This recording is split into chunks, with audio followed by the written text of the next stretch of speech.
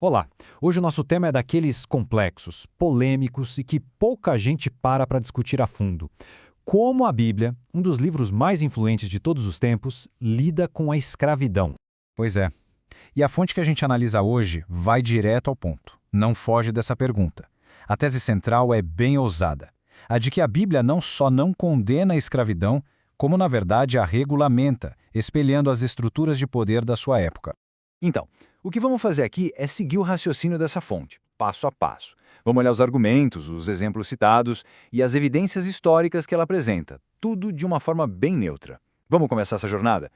Para a gente entender bem a lógica por trás dessa análise, ela foi dividida em 5 partes. Cada uma delas vai revelando uma nova camada desse argumento. Bom, o ponto de partida que a nossa fonte usa é uma passagem bem específica do Novo Testamento.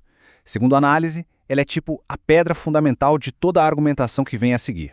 E a leitura que se faz aqui é a seguinte: isso não soa exatamente como um chamado para acabar com a escravidão, né? Pelo contrário, parece mais um manual de instruções de como a escravidão deveria funcionar dentro da própria comunidade cristã, inclusive entre um cristão e outro.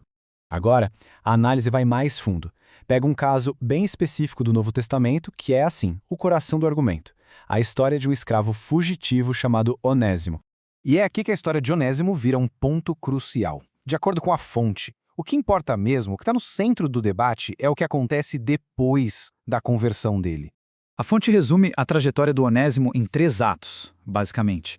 E o que salta aos olhos é o terceiro ato, o desfecho da história. Em vez de ganhar liberdade, ele volta para a condição de escravo. E aqui a análise aponta o que parece ser uma contradição, e das grandes. A atitude do apóstolo Paulo parece ir na contramão de uma lei bem explícita que já existia no Antigo Testamento. Isso coloca em xeque a coerência de Paulo, né? A fonte contrasta o que ele fez com o que ele mesmo escreveu sobre igualdade em Cristo. A pergunta que fica no ar é: por que essa igualdade espiritual não se traduziu numa igualdade social na prática?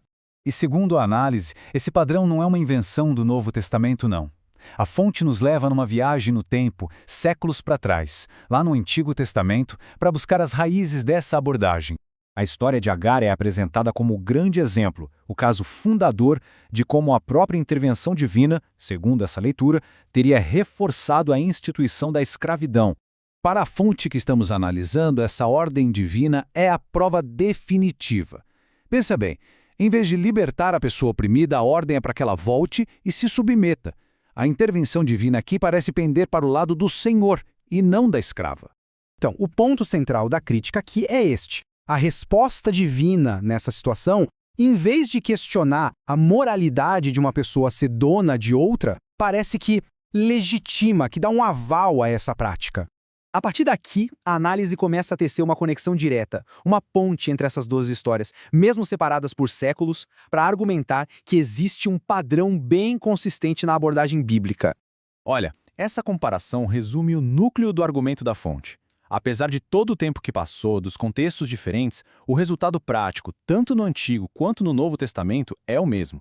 A relação de senhor e escravo é mantida. A conclusão que a fonte chega é que a moralidade bíblica sobre esse tema não seria uma verdade eterna, vinda do céu, sabe? Seria, na verdade, um reflexo do seu tempo, um produto das estruturas sociais e econômicas daquela sociedade específica. E para fechar, a análise olha para o futuro.